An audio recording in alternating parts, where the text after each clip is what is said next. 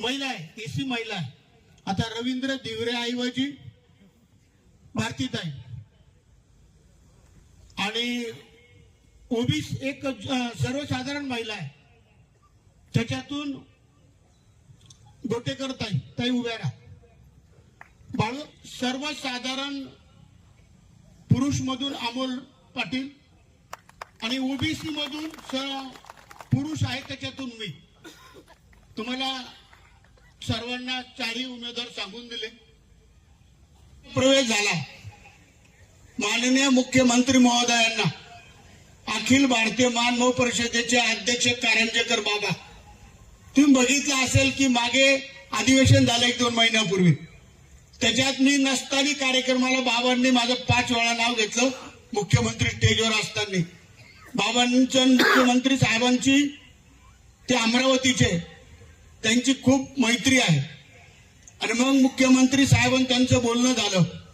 मुख्यमंत्री साहेबांनी 20 दिवसापूर्वी आशिष नायरला, आमच्या प्रकाश नान्नेवर आणि बाबांशी बोलून त्यांची चर्चा झाली. आणि आशिष नायर निमाचे अध्यक्ष घरी आले आहे. मला म्हणे अण्णा मला घरी यायचं.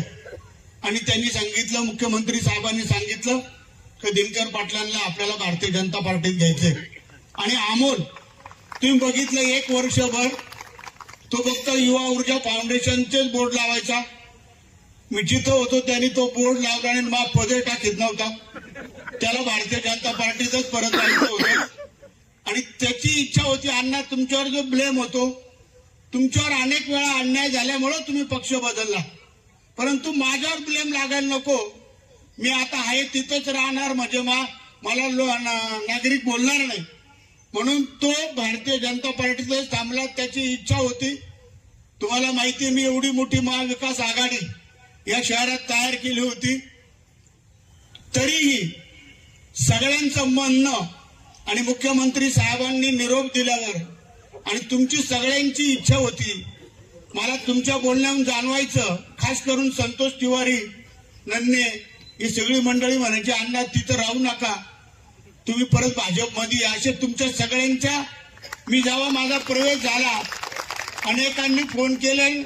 सगळ्या नगराचंच नव्हे, नाशिक जिल्हा सगळा खुश झाला की अण्णा परत आले, फार छान झालं. आणि याच्यात सगळी मोठी जबाबदारी आमच्या प्रकाश नान्नेवर येऊन